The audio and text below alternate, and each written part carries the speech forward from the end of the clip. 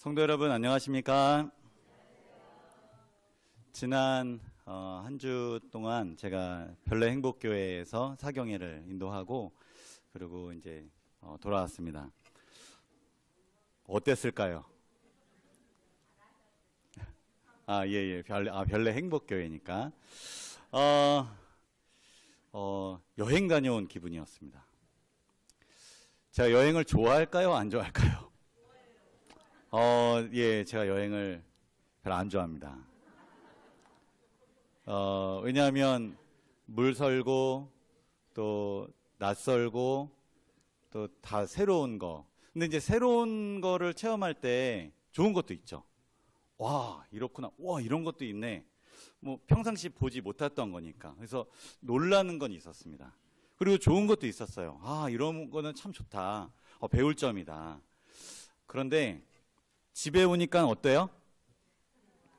예, 여행하면 고생이잖아요. 그렇죠?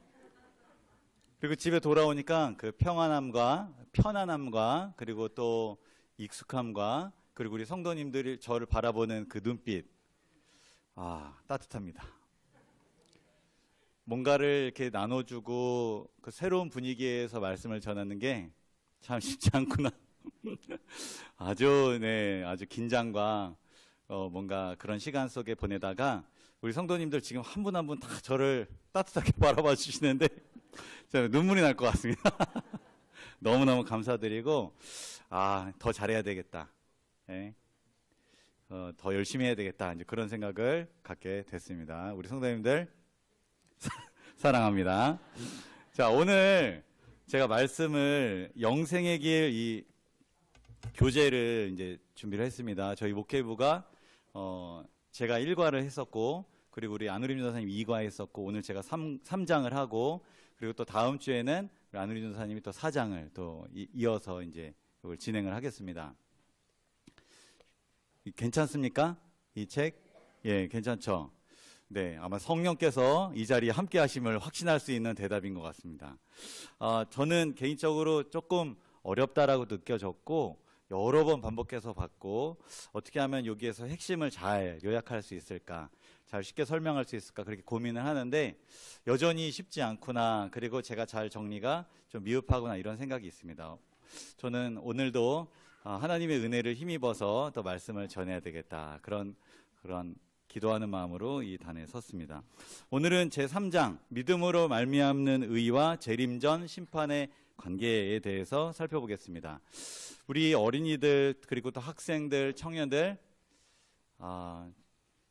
정신 바짝 차려야 될 것 같아요. 아마 좀 쉽지 않으니까 또 이렇게 잠깐 또 잠이 오는 그런 유혹에도 그러면 자리에서 일어나서 좀 물도 마시고 오고 그거 양해해 주시겠습니까? 우리 어른 성도님들. 네네. 우리 어린이들이 또 학생 청년들이 잘 또 마음가짐을 단단하게 또 먹는 그런 시간이 되었으면 좋겠습니다. 교재 62쪽 좀 살펴보겠습니다.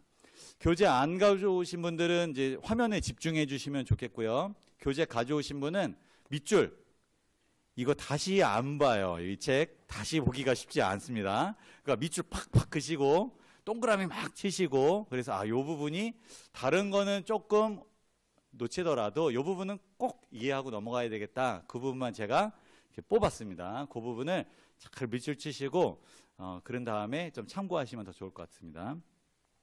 62페이지를 보면 본 연구의 목적은 이렇다라고 이제 기록되어 있습니다. 이 교재가 연구서예요. 논문에 가까운 그런 책입니다. 논증돼 있고 이것을 먼저 이렇게 감동과 은혜 그런 어떤 측면보다 이해와 확실한 이 설명 이제 이런 논리적인 어떤 전개 이런 부분에 좀 초점이 맞춰져 있다 그렇게 이해하시면 될 것 같습니다. 한번 같이 읽어보겠습니다. 시작. 본 연구의 목적은 구원의 확신을 주는 오직 믿음으로 말미암는 칭의와 행위에 따른 심판의 관계를 밝히는 데 있다. 벌써부터 졸리면 안 되는데요. 칭의와 심판의 관계를 밝히는 게 오늘 3장의 목적입니다. 칭의와 심판이 어떤 관계인지 이 본 연구의 결론 그리고 얻은 고찰이 있어서 119페이지 오늘 문제와 답을 먼저 말씀드리고 그거를 풀어나가는 과정을 이제 설명드리겠습니다. 이 전체 결론인데요. 이 결론도 한번 읽어보겠습니다. 시작. 그리스도께서는 믿음으로 말미암아 죄인을 칭의하시고 마지막으로 그 칭의된 자를 그 믿음의 열매로 심판하실 것이다. 의의 행위는 칭의의 실제와 생명력을 증거한다.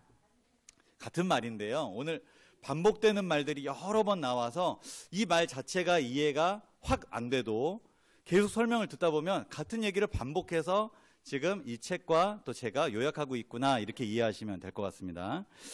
요 지금 설명, 지금 얻은 고찰을 제가 다시 설명을 제 언어로 좀 바꿔보면 칭의된 그리스도인, 이걸 쉽게 말하면 용서받은 그리스도인, 하나님의 사랑을 깨달은 그리스도인, 믿음으로 말미암아 하나님이 나를 용서하시고 구원하셨음을 감사와 감격으로 받아들인 그리스도인은 믿음의 열매로 심판을 받게 된다.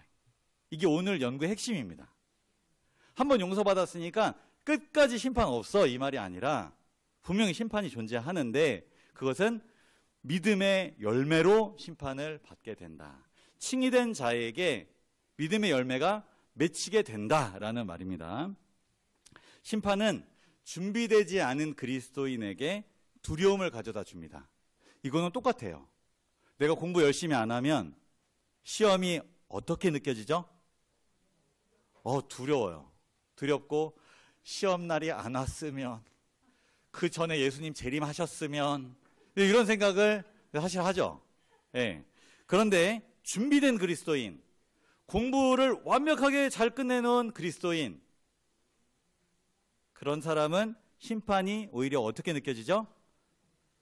와, 이번 시험을 내가 보면 우리 엄마가 우리 아빠가 이거 해준다고 했는데 야, 이번 시험 빨리 와야면 좋겠다. 내가 까먹기 전에 빨리 시험 오면 좋겠다. 그런 생각이 들어요, 안 들어요? 네. 심판이 두렵지 않아요. 오히려 나의 어떤 구원을 확인하는 과정. 모든 사람이 그 과정을 통해서 야, 너가 이 시험을 잘 준비했구나. 너가 실제로 이미 구원을 받았구나라는 것을 확증하는 시험이 된다. 이 심판이 그렇게 된다라는 의미입니다. 그리고 칭의된 그리스도인에게는 의의 행위, 믿음의 열매가 분명히 맺히기 때문에 두려워할 이유가 없습니다. 네, 이게 결론입니다. 네, 여기까지 이해되셨으면 지금부터 하는 말은 그걸 논리적으로 여러 사람들의 주장을 변증하는 내용들, 더 확신 있게 더 믿음을 북돋아주기 위한 증거들을 제시하는 거기 때문에 잘 이해 못하셔도 된다 생각합니다. 그렇지만 졸면 제가 상처를 받기 때문에 네, 안 됩니다. 그렇기 때문에 졸리면 어떻게 하면 된다고요? 예, 나가서 물도 드시고 화장실도 다녀오시고 그 잠깐 못 들어도 괜찮습니다. 조는 것보다 훨씬 나으니까. 그리고 졸면요, 뭐가 안 좋냐면 기분이 안 좋아요. 졸고 나면 기분이 어떻죠? 기분 안 좋죠? 이따가 제가 저기 서 있는 거 두렵게 느껴지실 거예요. 미안하고. 그러니까 안 돼요. 그러니까 졸면 안 돼요. 그러니까 졸리면 어떻게 한다? 일어나셔서 물 드시고 오시고 그리고 이렇게 극복하시고 그렇게 하시면 됩니다. 심판은 분명히 올 거예요. 자, 넘어가겠습니다. 자, 지금부터 이제 1번부터 이제 쭉 진행을 하는데 아마 8시 반 안에 끝나기는 어려울 것 같아요. 각오를 단단히 하시고 내용을 계속 전개를 하겠습니다. 1번, 칭의와 심판이라는 두 교리 사이에는 모순이 아니라 내적인 통일성이 있음을 무엇으로 설명하였나요? 62페이지에 답이 있는데요. 답 얘기 안 하면 제가 넘어간다, 안 넘어간다? 안 넘어가요. 안 넘어가요. 제가 읽을 때 분명히 했죠. 자, 62쪽 보시고 답을 먼저 얘기하시면 바로 제가 탁 넘어갑니다. 9시 전에 안 끝날 것 같은데요. 자, 힌트 드릴게요. 62쪽 중간 부분에 있습니다. 자, 이 저자 임봉경 목사님께서 칭의와 심판이라는 거는 모순된 교리가 아니다. 내적인 통일성이 있다. 이것을 무엇으로 설명하셨죠?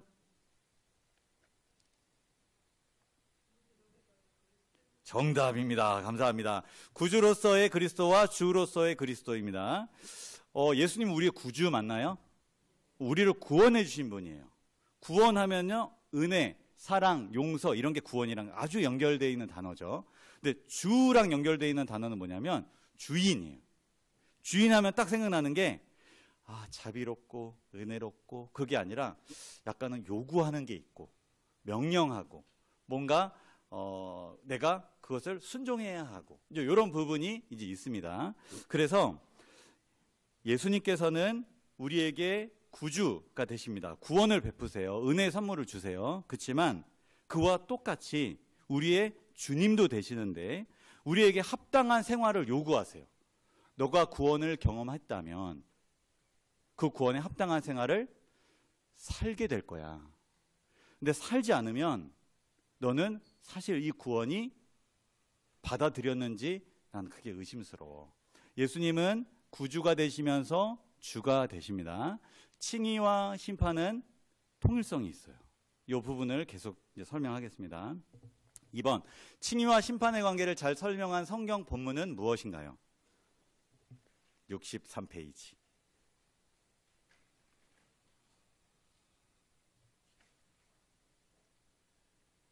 중간 부분에 있습니다. 힌트는 로마서입니다. 아닌 것 같은데요. 로마서 3장, 네, 3장 1절에서 8절입니다. 로마서 1, 2장은 어떤 내용이냐면요, 인간 존재가 모두 하나님께 불신실했다, 죄를 지었다, 그렇게 설명하고 있는 게 로마서 1, 2장입니다. 이방인도 유대인도 모두가 다 하나님 앞에선 다 죄인이다, 그리고 그분의 심판 아래 놓이게 됐다, 이렇게 설명하는 게 1, 2장이에요. 그러니까 절망적이죠. 마치 일과 때 인간의 문제 해갖고 인간은 죄인이고 하나님의 원래 창조 목적에서 어긋나 있어서 구원이 필요한 존재다라고 제가 설명을 1장을 이제 드렸습니다. 마찬가지로 로마서 1, 2장도 그런 내용인데 3장에서는 어떤 내용이 전개될까요? 자연스럽게 1, 2장이 인간은 죄인이야, 심판 아래 놓였어, 비극적이야. 3장에 무슨 얘기가 나올까요? 그런 죄인에게 하나님께서 구원을 베푸셨다, 칭의하셨다라는 내용이 나옵니다. 힌트 다 드린 거예요. 로마서 3장 1, 4절에서 분명히 드러나는 요소는 무엇인가요? 네, 칭의입니다. 칭의. 이게 조금 요 내용을 지금 다 읽고 설명드리기 너무 복잡한데요. 이거 딱 설명드리면 이렇게 요약합니다. 하나님은 신실하시다는 점, 어떠함에도 불구하고요, 인간이 그분과의 언약을 깨뜨렸지만 그분은 그들에게 약속을 지키시는 분, 칭의죠. 네, 얼마나 감사해요. 네, 나의 어떠함 때문에 하나님이 그래 너 잘하는 거 보고, 이게 아니고요, 나의 어떠함, 불신실함 상관없이 그분의 신실하심이 우리를 구원하신다라는 내용입니다. 칭의예요. 칭의. 무조건적인, 우리를 있는 그대로 사랑해 주시는 거죠. 넘어가겠습니다. 4번입니다. 그렇다면 이 칭의 다음에 어떤 내용이 이어지냐? 그러면 무조건적? 그러면 계속 말 안 들어도 계속 사랑해 주시고 그러면 아무렇게나 살아도 되네? 아니면 오히려 나의 불신실함이 하나님의 신실함을 더 드러낼 수도 있네? 그럼 내가 더 죄를 많이 지으면 하나님은 더 많이 용서하시니까 하나님의 사랑을 더 높이는 거네, 이렇게 주장하는 사람도 그 당시 있었나 봐요. 좀 뻔뻔하잖아요. 이제 그런 거에 대한 주장을 이제 하면서 요 로마서 3장 5절에서 8절은 무슨 말을 할까요? 심판, 맞습니다. 심판이 있다. 그 말을 좀 다른 말로 이렇게 하는데요. 하나님의 신실하심이, 하나님이 우리를 용서하시고 사랑하시고 우리의 불신실함도 하나님은 다 이기시는 사랑이 있으심에도 불구하고 인간의 죄에 대한 구실이 되지도, 죄를 계속 지으라는 부추김이 되지도 않는다는 거예요. 너가 구원을 받았으면 그거에 대한 합당한 삶을 살아야 한다. 그래, 인간은 그래 어쩔 수 없어, 내가 다 이해해, 그래 죄 짓는 거 그럴 수 있어, 그게 아니고요, 죄를 짓지 않아야 한다라고 말합니다. 가서 다시는 죄를 범하지 말라. 이렇게 얘기를 하신다는 거예요. 로마서 3장 1절에서 4절 칭의, 5절에서 8절 심판 분명하게 언급하고 있다라는 내용입니다. 이렇게 로마서 3장 1절에서 8절의 내용을 가지고서도 칭의와 심판 사이의 이 긴장을 계속 지금 변증하고 있는 것입니다. 5번 보겠습니다. 다음 중 칭의의 의미와 다른 것은 무엇인가요? 보기 드리겠습니다. 1번 죄사함. 같아요? 틀려요? 자, 벌써부터 이게 어려워지시면 이제 후반부에 진짜 어렵습니다. 비슷해요가 아니라 칭의와 똑같은 말이 용서예요. 용서. 예, 그럼 죄사함 용서잖아요. 똑같은 말이죠. 2번 죄를 가려줌. 똑같죠. 3번 신자에게 죄를 돌리지 않음. 맞아요. 4번 완전하고 값없는 용서. 맞아요. 신자가 죄에 대한 값을 치름. 아니죠. 누가 값을 치르셨죠? 예수님. 신자가 아닌 예수 그리스도께서 십자가에서 죽으심으로 죄에 대한 값을 치르셨다. 6번 보겠습니다. 로마서 5장에서는 영광을 받기 위하여 무엇도 함께 받아야 한다고 말하고 있나요? 이거는 힌트도 나왔는데 다 아시기 때문에 바로 넘어가겠습니다. 고난입니다. 환난. 여기서 말하는 이 고난은요, 그냥 어려운 삶 거기 이상의 것입니다. 뭘 말하냐면 단순히 어렵고 힘든 삶이 아니라 예수님께서 사탄의 반대를 받으셔서 힘들게 고난 가운데 이 땅에서 사셨던 것처럼 세상에서 받는 그리스도인이 받아야 할 박해, 받는 박해입니다. 내가 믿음을 지키면서 경험하는 박해입니다. 신자의 삶이 세상과 달라질수록, 구별될수록 그 고난은 어떻게 될까요? 네, 더 커집니다. 하나님, 제가 그리스도인으로서 열심히 살아가려고 하는데 왜 이렇게 고난을 주십니까? 하나님이 고난을 주시나요? 사탄이 고난을 주는 거죠. 하나님 그걸 허락해 주는 겁니다. 너가 진실된 믿음으로 그것을 극복하기를 기대하시면서, 그리고 그걸 감당할 그 범주 안에만 하나님이 다 보호하시면서 하나님이 보호하시는 것이죠. 그런데 이런 고난에 참여하면 할수록 우리가 영광에 이르게 됩니다. 네, 성화를 경험하게 될 것이고 심판을 우리가 또 두려워하지 않게 될 것입니다. 7번 보겠습니다. 다음 성경절을 통하여 진정한 믿음이란 무엇임을 알 수 있나요? 누구 이야기입니까요? 네, 아브라함 이야기입니다. 다 읽지 못하겠습니다. 중간 부분에 답이 있습니다. 진정한 믿음이란 무엇임을 알 수 있죠?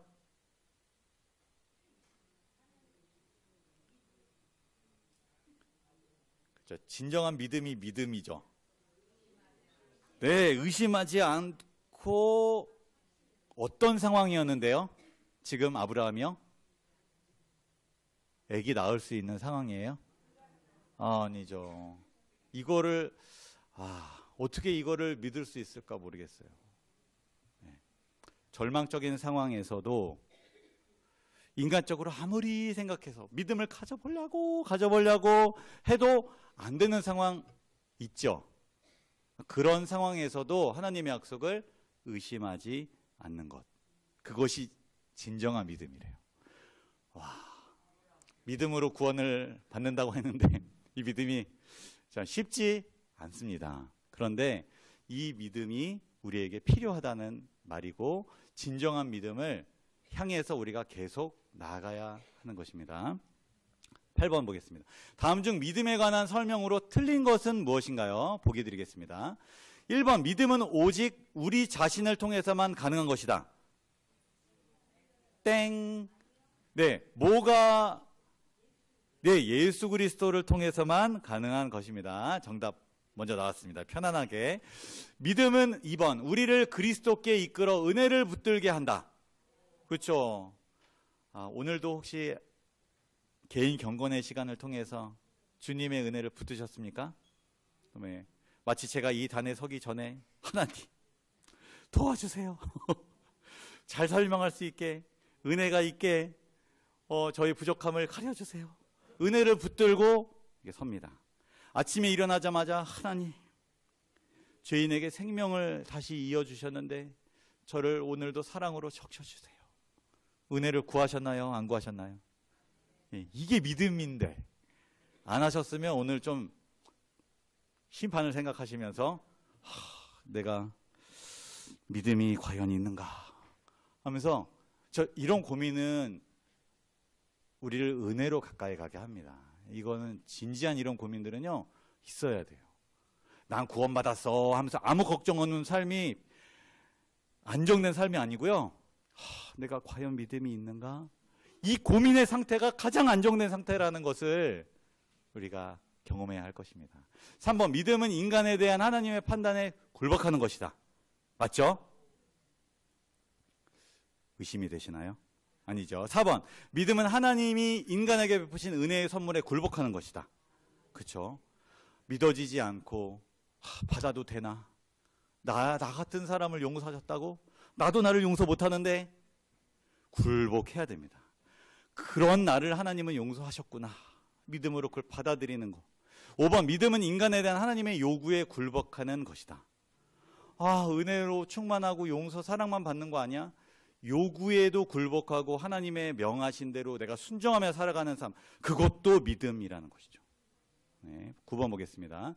다음 중 미래에 있을 심판에 대한 신앙에 대하여 바울이 지지하지 않는 본문은 무엇인가요? 이거 굉장히 쉽습니다. 글씨가 너무 작네요.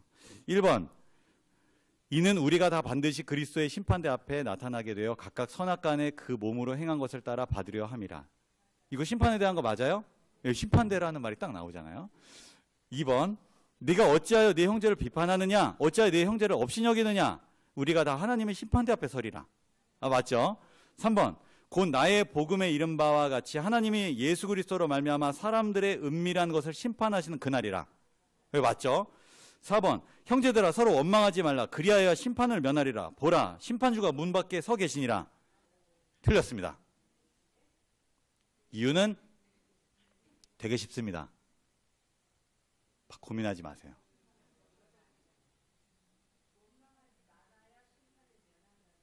어렵게 생각하고 계십니다, 목사님. 어렵게 생각하지 마세요.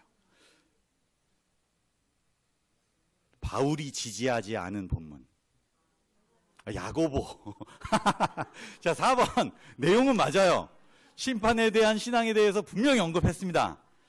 4번. 네. 이 본문은 바울이 아니라 야고보가 지지했다. 쉬워요, 어려워요? 네, 쉬워요. 자, 5번. 한 번 죽는 것은 사람에게 정해진 것이요 그 후에는 심판이 있으리니.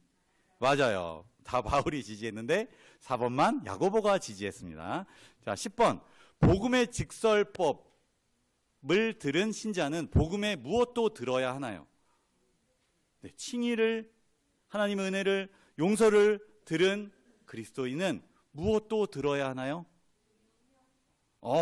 감사합니다. 이것도 찾아보시고 답을 주셔서 너무 감사드려요. 명령법, 하나님의 요구도 들어야 한다라는 거예요.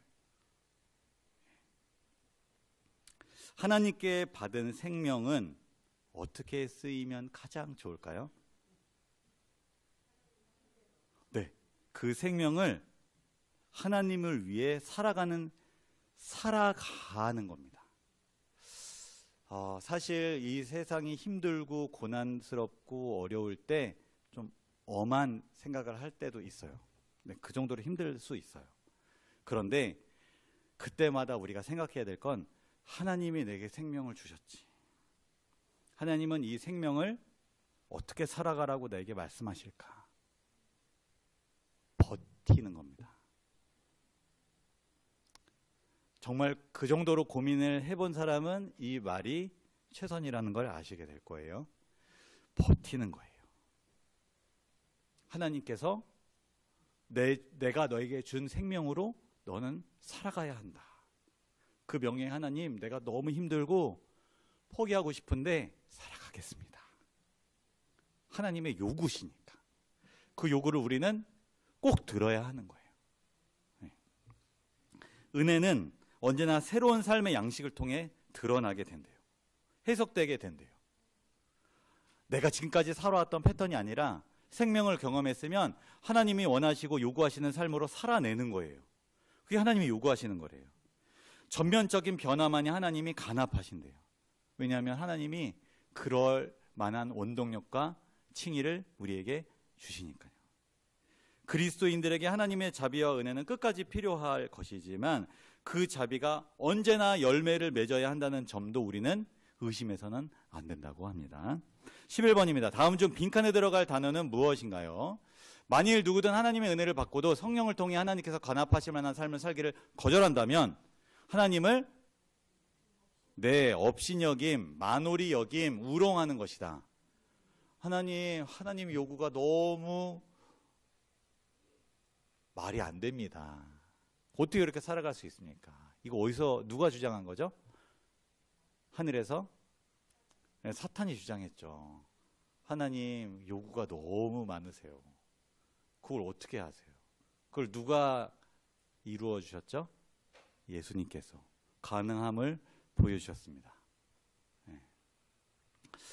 고의적으로 육체에 따라 사는 생애, 인간의 연약함 때문에 하나님의 은혜를 또 붙들고 그렇게 넘어지다가 또 일어나고, 그거는 어쩔 수 없는 그리스도인의 생애예요. 그게 아니라 고의적으로 이게 어떻게 이렇게 삽니까? 그냥 적당히 그냥 살아도 하나님의 은혜와 사랑으로 그냥 하는 거지, 이렇게 말하는 사람, 그런 사람은 칭의하시는 은혜의 실제를 사실 경험해보지 못한 사람일 확률이 높습니다.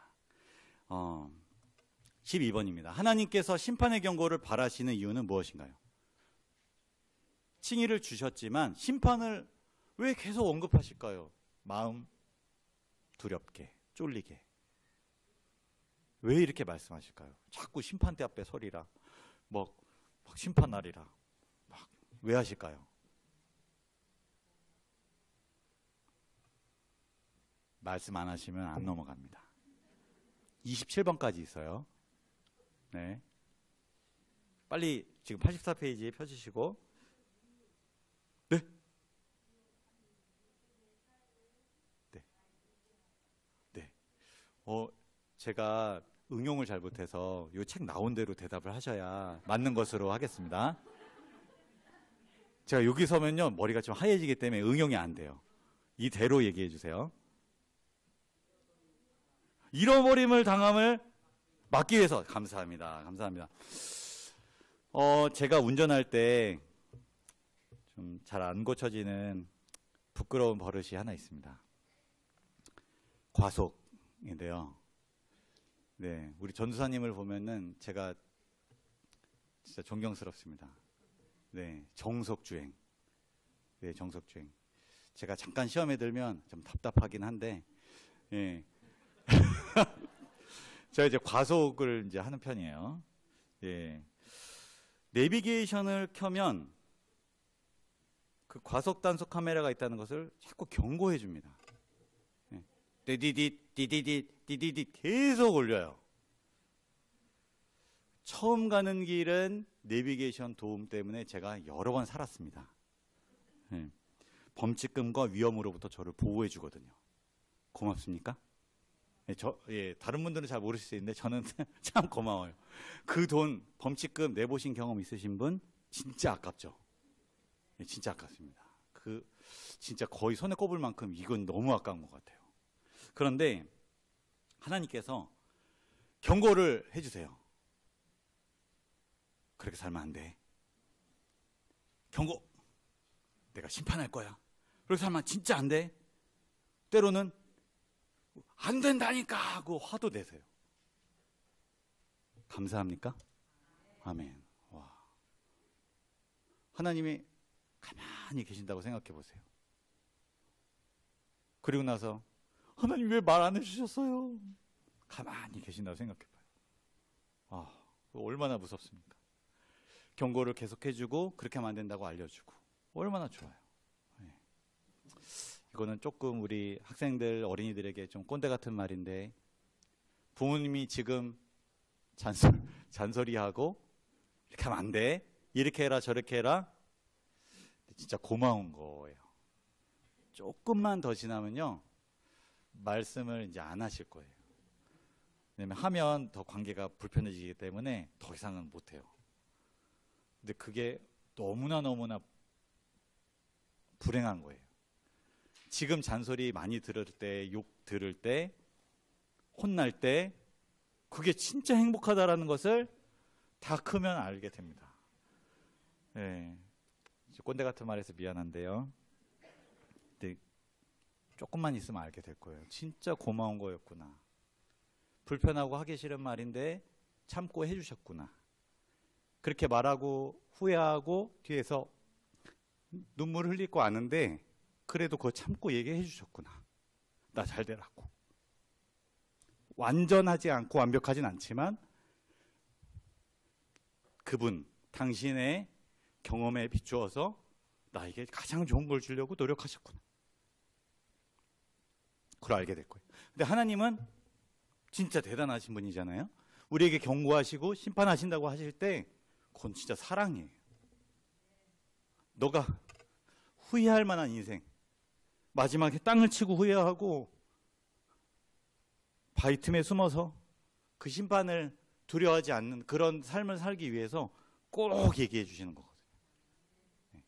우리가 하나님의 심판의 경고를 받아들일 때 하나님 감사합니다. 얘기해 주셔서 감사합니다. 제가 정신 못 차리고 흔들리고 헷갈릴 때 하나님 말씀해 주셔서 감사합니다. 그렇게 받아들이면 진짜 행복한 사람이에요. 13번입니다. 구원은 선물이지만 어떤 경우에 그 선물이 우리의 것이 될 수 없게 되나요? 네. 책 안 보시고 지사님 정확하게 감사합니다. 네네. 저자랑 되게 친하신 것 같아요. 안양식 지사님. 네. 선물을 주신 분을 우리의 삶의 주로 받아들이기를 거부할 때, 거절할 때 우리의 것이 될 수 없습니다. 이걸 믿음이 없다라고 합니다. 오늘도 우리 이제 교회를 안 나오시고 이제 장기 결석하시고 이제 이런 분들이 어떤 분들인가 이제 우리 또 이 교회를 이제 지키시는 우리 오래되신 또 집사님들과 우리 목회부가 회의하면서 얘기를 들었는데 나는 신앙에 관심이 없어 이런 얘기들 하실. 사실 그게 믿음이 없는 거죠. 우리 교회 나오면 참 좋습니다. 하나님의 사랑도 배우고 여기 오면 외롭지도 않고 너무 좋아요. 선물을 막 이렇게 준다고 해도 이걸 받아들이기 어려운. 근데 우리는 믿음이 있잖아요. 얼마나 감사합니까? 은혜입니까? 가지려고 해도 믿음을 갖고 싶어도 믿음이 쉽게 안 생기는 거예요. 근데 우리는 안 나오면 왜 안 나오냐고 자꾸 그러고 믿음을 주는 사람이 얼마나 많고 하나님이 우리를 포기하지 않고 계속 기회를 주신다는 건 그건 정말 하나님의 큰 은혜입니다. 14번 칭의만 있을 뿐 심판 자체를 부정하는 견해에 대한 해결책은 무엇인가요? 자, 여기서부터 이 칭의와 심판에 대한 여러 견해들이 나옵니다. 이거는 사실 완벽하게 이해를 못하셔도 괜찮아요. 그런 주장에 노출이 안 되시면 괜찮아요. 그리고 노출이 돼서 헷갈리면 바로 우리 목사님들하고 또 이 책을 보시면 될 것 같아서요. 이건 완벽하게 이해를 못하셔도 괜찮고 그냥 이렇게 그냥 쑥쑥 넘어가겠습니다. 심판 자체를 부정하는 견해. 여기에 뭐라고 대답하면 될까요?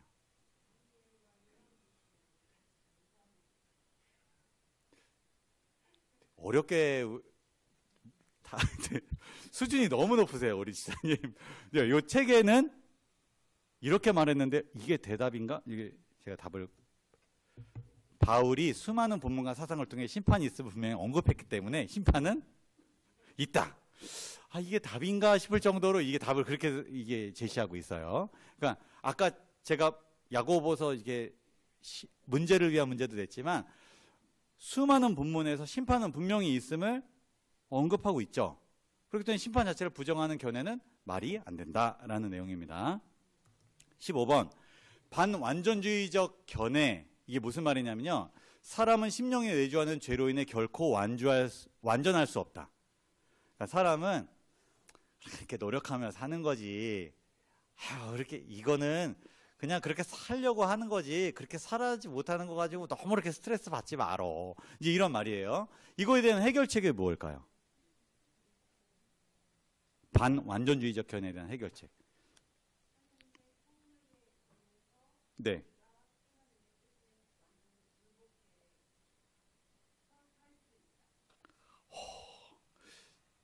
여기랑 다르지만 개념이 똑같습니다. 제가 이해가 될 정도로 그 언어를 명확하게 제시해 주셨어요. 신자들의 삶이 절대적 완전의 경지에 이룰 수 없음을 인정합니다. 저희가 2장에서 배웠어요. 칭의, 성화, 완전에 대한 엘렌 화이트의 이런 여러 견해들을 보면서 우리가 분명히 봤습니다. 절대적 완전 안 돼요. 그건 안 돼. 그렇지만 그리스도인의 삶에서 하나님의 뜻이 구체적으로 표현될 수 있다. 상대적인 측면에서 완전하다. 이것은 분명합니다. 그래서 우리는 완전이라는 용어가 절대적 완전이 아니라 상대적 완전으로 우리가 이해하고 그렇게 살아갈 수 분명히 있다라고 얘기했습니다. 그래서 반완전주의적 견해는 잘못된 거예요. 로마서 6장 4절도 그렇게 말했습니다. 우리로 또한 새 생명 가운데서 행하게 하려 함이라. 적당히 못해도 괜찮아 이게 아니고요. 우리가 새 생명 가운데서 앞에는 칭의를 설명하고요. 용서를 설명합니다. 내가 침례도 칭의, 하나님의 사랑과 용서를 받아들이는 사람이 행동으로 보여주는 거죠. 예식을 통해서. 하나님의 사랑을 받아들이는 사람은 새 생명 가운데서 행하는 거예요. 하나님의 사랑은 사랑이고 내 삶은 안 변하는 게 아니고요. 새롭게 변화되어 행하게, 살아가게 되는 것입니다. 행동이 변화돼야 돼요. 반완전주의적 견해는 그런 측면에서 우리에게 심리적 안정감을 주지만 그러지 않다라는 거예요. 성경은 그렇게 말하고 있지 않다라는 거예요. 칭의에 합당한 열매가 분명히 삶에서 맺혀가는 삶을 살아가게 된다라는 내용입니다.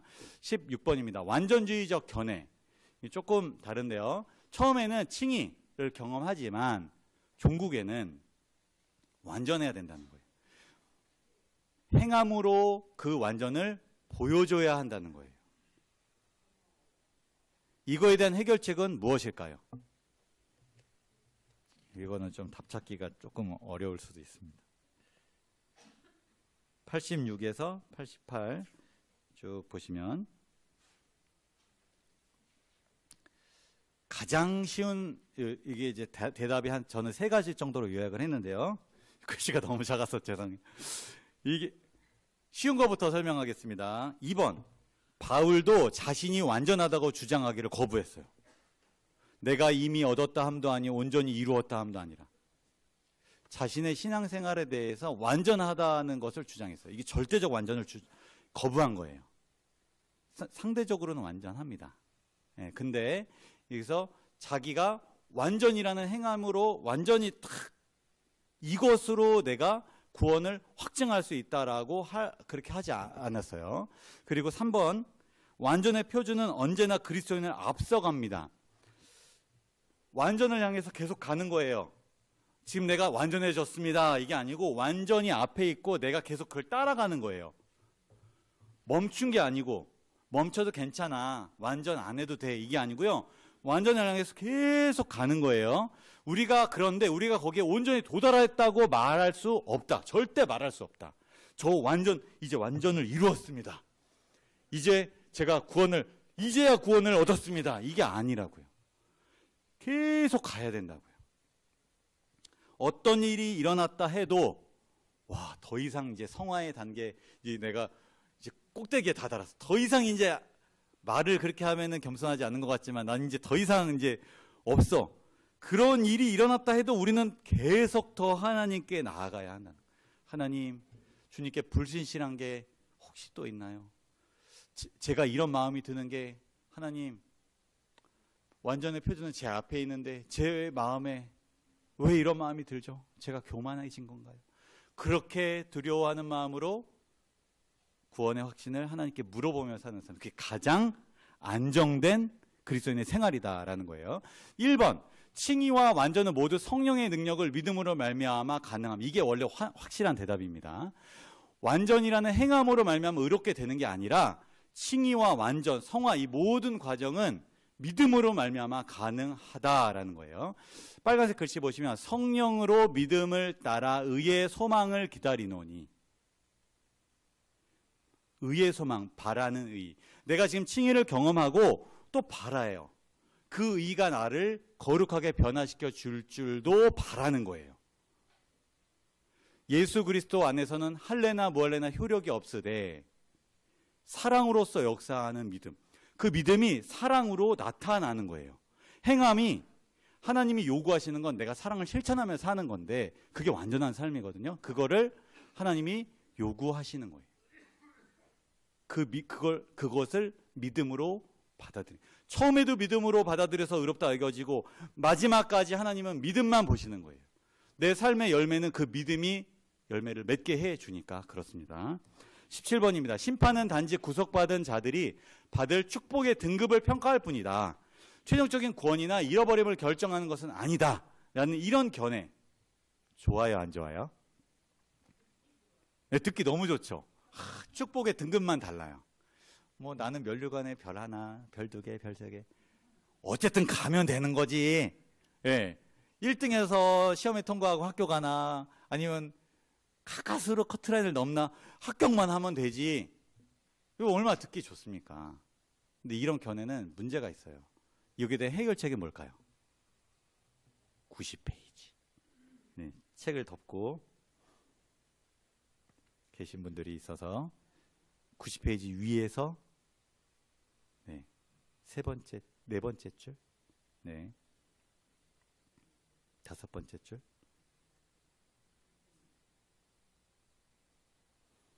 자, 이제 인내심이 한계에 다다르는 시간대가 됐습니다. 예. 설교한 지 한 4, 50분 됐거든요. 예. 죄송합니다.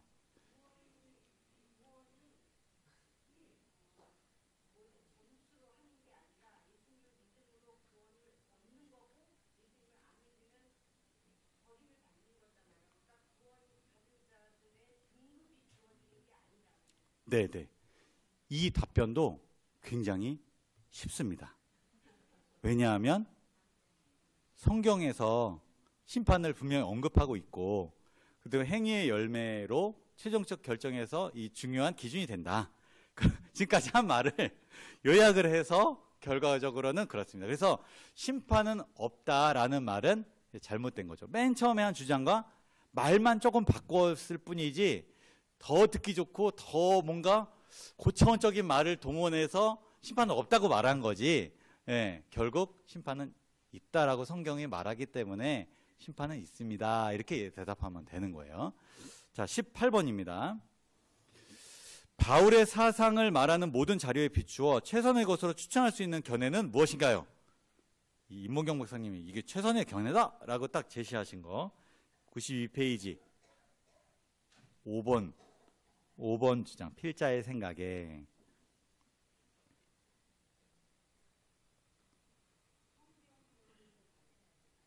아닙니다. 여기 예. 역동적인 구원사적 견해 이거 다 아는 말인데 이 표현을 이미와 아직 아니의 개념을 설명하면서 이걸 역동적이다 이렇게 표현을 했는데요. 구원은 이미 받았습니다. 아멘. 하나님께서 이미 십자가에서 구원을 베풀어 놓으셨잖아요. 칭히 하나님이 우리를 사랑하신다는 걸 받아들여서 이 자리에 앉아 계시잖아요. 구원을 받았어요. 그런데 이 아직 구원이 이루어지지 않았다라는 그게 무슨 말입니까, 목사님? 이미 구원을 받았다면서요. 왜 아직 구원을 안 받았다고? 그게 무슨 말입니까? 모순적인 말씀을 하시네요. 근데 이게 성경의 기가 막힌 주장이라는 거예요. 하나님께서 이제 그리스도인으로서 칭의하셨어요. 구원하셨어요. 용서해 주셨어요. 구원의 삶이 시작된 거예요. 그런데 마지막에 심판 때 하나님께서 열매 맺힌 칭의를 요구하시는 거예요. 칭의 따로 열매 따르고 아니라 열매 맺힌 칭의. 칭의의 삶을 살아왔으면 그거에 합당한 열매들이 너의 삶에서 많이 맺혀져 있는 것이 당연하지 않겠니? 라고 말씀하시는 거예요. 그런데 그것을 마지막 순간에 심판에 봤을 때 삶의 열매가 안 맺혀져 있어요. 그러면 구원을 분명히 받았지만 그것을 유지하거나 이루어가거나 점점 자라나지 못했다라는 것입니다. 그러면 그 역동적인 구원에서 잃어버림만 될 수 있다라는 것입니다. 마지막 심판에서 우리 구주가 되신 예수님께서 우리 주님이 되셔서 이렇게 질문하실 거예요. 내 은혜에 힘입어 넌 내 제자가 되었느냐? 이거에 대한 대답은 내 주님 이게 아니고요. 내 삶에서 맺혀진 열매들, 그 실제가 그 신자의 대답 대신 대답해 줄 거예요. 19번입니다. 이미 이루어진 구원과 앞으로 이루어질 구원을 연결시키는 것은 무엇인가요? 네, 이것도 말이 계속 이 말 저 말로 계속 이렇게 하는데 결국은 무엇을 가지고 구원을 확인할 거냐? 네, 감사합니다. 여기서 갈라디아서 5장 6절에 명확하게 말했는데요. 사랑으로서 역사하는 믿음. 이 사랑의 실천, 사랑의 모습, 사랑의 행동, 의의 열매가 나타나는 것을 보고 최종적으로 의롭다 하는 판결이 우리에게 주어질 것입니다. 20번입니다. 다음 중 이미와 아직 아니, 이 역동적인 구원사, 이거에 대한 설명으로 틀린 것은 무엇인가요? 1번, 끝까지 신자와 함께하는 은혜는 선한 열매로 말미암아 그 목표에 달한다. 맞아요. 2번, 우리를 위한 그리스도의 구주되심은 우리에 대한 그분의 주되심에서 온전히 드러난다. 맞아요. 3번, 심판은 칭의가 실제가 되었는지 묻는다. 맞아요. 4번, 행위에 따른 심판을 제대로 고려하지 않는 것은 한마디로 말해 바울의 구원론에서 아직 아니의 요소를 무시하는 셈이다. 말이 어렵지만 맞습니다. 심판이 중요하고 이 심판은 아직 아니라는 측면으로 우리가 이해했을 때 행위가 중요하다라는 거예요. 5번, 바울의 이미와 아직 아니 신학에서 이 역동적인 구원사에서 행위에 따른 심판은 믿음으로 말미암는 칭의의 이미 측면의 성취이다. 이미 측면의 성취이다. 그렇죠? 이걸 구분해서 이해하시면 좋아요. 바울의 이미와 아직 아니 신학에서 잊어버리셔도 돼요. 행위에 따른 심판은 믿음으로 말미암는 칭의의 이미 측면의 성취다. 아닙니다. 칭의가 이미 측면의 성취고요. 아직 아니가 심판. 네, 우리에게 열매를 요구하시는 그런 측면입니다. 그래서 이거 말도 제가 이제 그냥 꼬은 거라서 네, 아직 아니 측면의 성취입니다. 이미 측면의 성취가 아니라 아직 아니 측면의 성취입니다. 21번, 다음 중 확신의 문제에 대한 설명으로 틀린 것은 무엇인가요? 1번, 칭의가 확신을 제공한다면 심판은 그 확신을 흔들리게 한다. 심판이 확신을 흔들리게 하나요? 구원에 대한 확신을? 아닙니다. 그 확신을 보호합니다. 보호한다라는 말이 무슨 말이냐면요. 그리스도를 믿음으로 믿어도 충실히 따르지 않아도 돼. 그렇게 다 어떻게 살아. 그래도 괜찮아. 구원 받았어. 믿습니다 하면 구원 받는 거야. 그렇게 하는 것이 그런 환상에서 뭐가 우리를 보여주냐면 심판이 우리를 보여준다. 네. 열매를 하나님은 주되심으로 요구하시는구나 라는 생각으로 우리 계속 구원을 이루어가야 된다는 거죠. 2번, 우리의 행위가 우리에게 확신을 주는 게 아니다. 아멘. 뭐가 우리에게 확신을 줘요? 예수님의 구원하심, 예수님 우리를 사랑하심, 예수님이 우리를 위해서 베푸신 그 희생, 그거가 우리에게 확신을 주는 거죠. 그거 보고 하나님, 저는 죄인 맞습니다. 그렇지만 하나님이 저를 위해서 용서하시고 사랑해 주셨잖아요. 저를 구원하셨잖아요. 그걸 붙드는 거죠. 우리의 행위를 보는 게 아니라. 3번, 우리가 감사함으로 우리의 행함을 통해 다른 분, 그분을 통해 우리에게 확신을 주는 것이다. 맞습니다. 4번, 그리스도께 대한 대답이 예라면 신자는 언제나 구원에 대해 확신할 수 있다. 하나님이 우리의 삶에 너 이렇게 하렴. 하나님, 제가 그렇게 못하는 이유를 제가 지금 설명해 볼게요. 첫째, 둘째, 셋째, 그러므로 저는 못합니다. 그럼 구원에 대해 확신할 수 있나요? 아닙니다. 알겠습니다, 주님. 제가 너무 부족하고 그렇게 살 수 있을까 솔직히 두렵습니다. 하지만 하나님 명령에 의지해서 제가 해보겠습니다. 하나님 도와주세요. 하는 데까지 진짜 해보겠습니다. 안 될 수도 있죠. 안 될 수도 있죠. 자녀들에게 이렇게 해라 저렇게 해라 했는데 최선을 다했는데 못했어요. 그럼 어떤 부모가 혼냅니까? 난 이래서 못해요 이래서 못해요. 아이고 하라면 그냥 할 것이지.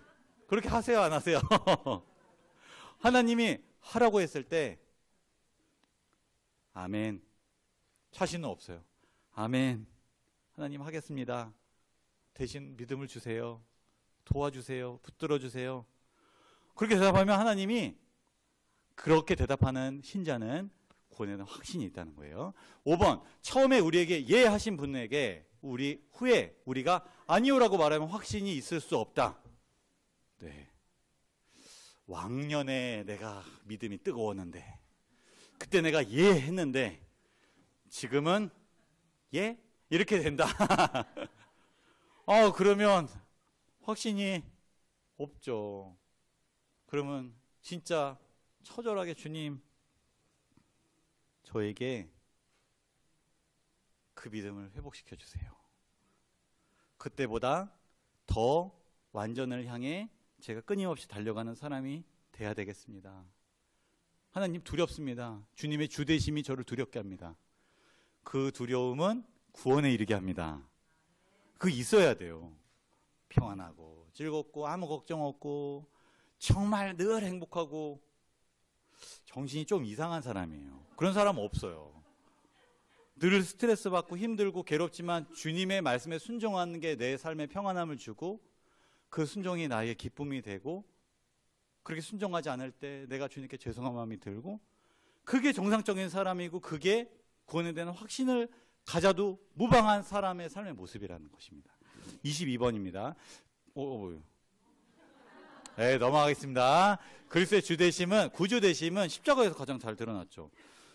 구주, 구원, 용서, 십자가에서 가장 잘 드러났잖아요. 그런데 놀라운 것은 이 십자가가 그리스도의 구주되심뿐만 아니라 주되심도 가장 잘 드러났게 했다는 거예요. 왜냐하면 하나님이 이렇게 말씀하세요. 내가 십자가에서 너를 사랑했다. 너도 사랑하며 살아라. 요구하시는 거예요. 분명히 말했습니다. 내가 너희를 사랑한 것 같이 십자가에서 내가 너희에게 구주가 되었다. 이제 너희도 내가 주로서 너에게 주인으로서 너에게 명령한다. 서로 사랑하며 살아라. 이게 진짜 정말 놀라운 조화입니다. 구주되심과 주되심의 조화, 칭의와 심판의 조화. 서로 인자하게 하며 불쌍히 여겨야 돼. 왜냐? 내가 너희를 용서했으니까. 내가 너희의 구주가 되었으니까 너희는 내가 주님으로서 너희에게 명령한다. 용서하지 못한 사람 아직도 있니? 너에게 스트레스와 너의 화를 돋구는 그 사람이 아직도 있니? 너는 내 용서를 받아들였니? 계속 얘기하시는 거예요. 너희가 그리스도 예수를 주로 받았으니 그 안에서 행하라. 너희가 아멘, 주님 감사합니다 그렇게 했으면 그분의 뜻대로 행하라. 구주되심을 경험하셨습니까?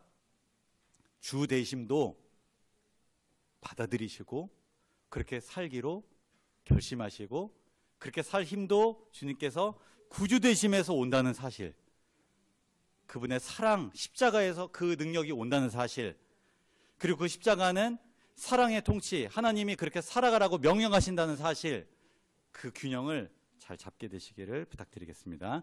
23번, 자신이 오직 은혜로서 의롭게 되었다고 주장할 권리가 있는 사람은 모든 것을 버리고 그리스도를 따르는 자뿐이다. 맞는 말이죠? 누가 말했죠? 예? 엘레나이? 누가 말했죠? 사실 누구나 말할 수 있는 말이긴 한데요.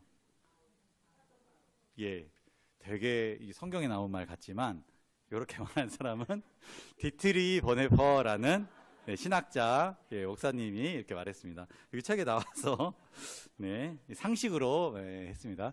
24번, 재림교회는 그리스도의 재림 전에 심판의 과정이 시작되었음을 믿는데 이것을 무엇이라고 하나요? 조사심판. 조사심판입니다. 재림 전 심판이라고도 말하고요. 재림교회를 비판하는 사람들이 이렇게 말해요. 믿음으로 말미암는 칭의라고 그렇게 하면서 또 구원의 확신을 이렇게 잃어버리게 심판하면 두려운 이미지가 있기 때문에 그렇습니다. 그런데 이 재림전 심판, 이 조사 심판을 잘 이해하면 믿음으로 말미암는 칭의와 행위에 따른 심판의 균형을 찾을 수 있는데요. 이 부분에 관련된 부분은 좀 성경적인 어떤 그 설명들 그리고 이론적인 바탕 왜 해야 되는지 구체적인 것은 4장에서 좀 다루고 있습니다. 4장에서 조금 더 구체적으로 다루겠습니다. 자, 25번 재림교회의 사상에 따르면 회심하는 죄인이 그리스도께 나아가서 구속주의 속죄하시는 희생을 믿는 그의 믿음을 고백하면 말이 어려운데요. 믿음으로 말미암아 그 구원을 받아들이면 어떤 일이 일어나죠? 네, 네네네네네. 요거는 이제 우리 측면에서 보면 이제 믿음의 열매, 의의 열매가 드러나는 거지만 이제 어떤 일이 이제 일어나냐면 용서받았다고 그의 이름이 하늘책에 기록이 됩니다. 요 부분들은 이제 다음에 조금 더 다루기 때문에 오늘도 시간도 많이 됐고 그냥 넘어가겠습니다. 자, 이렇게 조사 심판에 대한 성경적 이유도 나오고요. 심판이 지금 베풀어지고 있음을 설명하고 있습니다. 자, 26번 재림전 조사 심판의 목적은 무엇인가요?